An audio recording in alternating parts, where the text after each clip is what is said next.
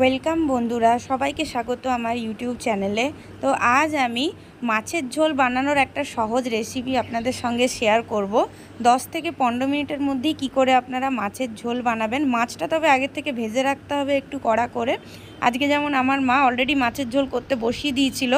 বলে দিচ্ছি পরপর যে কি করতে হয়। তেলের মধ্যে একটুখানি পেঁয়াজ কুচি দিয়ে দেবেন, দিয়ে তার মধ্যে নুন আর হলুদ দিয়ে একটু নাড়বেন। মাছগুলো অলরেডি আগের থেকে ভাজা করে রাখা আছে, দেখতে পাচ্ছেন। মাছের মুড়া দুটো আর রেখেছে মা, আর মুরলা মাছ কতগুলো রেখেছে।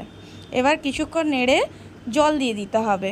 এবার জলের মধ্যে দিয়ে দিতে হবে ওই আগের দিনে যেমন বলেছিলাম আপনাদেরকে, আমার মা যেমন আগের থেকেই আদা বাটা করে রাখে, আর জিরে ধনে আর হচ্ছে যে শুকনো লঙ্কা একটা পেস্ট করেই রাখে, তো ওটার থেকে 1 চামচ নিয়ে দেয়। এই যে বাটিতে আমার মা অলরেডি আগের থেকে এগুলো রেডি করে রাখে। আদা বাটা 1 চামচ আর জিরে ধনে আর শুকনো লঙ্কার বাটাটা পেস্টটা 1 চামচ দিয়ে দিতে হবে। এবার মাছের ঝোলটা ফুটতে থাকবে। মাছটা একটু পরে দেবো, ঝোলটা ফুটে এলে মাছ দিতে হবে। আর জলের মধ্যে দিয়ে দিতে হবে তেজপাতা একটাই লাগবে, একটা ধুয়ে দিয়ে দিতে হবে। এবার কিছুক্ষণ ফোটার পর আস্তে আস্তে মাছগুলো দিয়ে দিতে হবে। এইভাবে কিছুক্ষণ ফুটবে, 3-4 মিনিট মতন।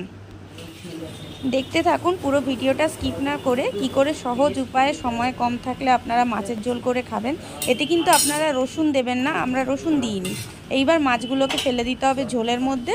এবার ফোটাতে হবে প্রথমে হাই আঁচে, তারপরে আস্তে করে লো আঁচে ফুটতে দিতে হবে।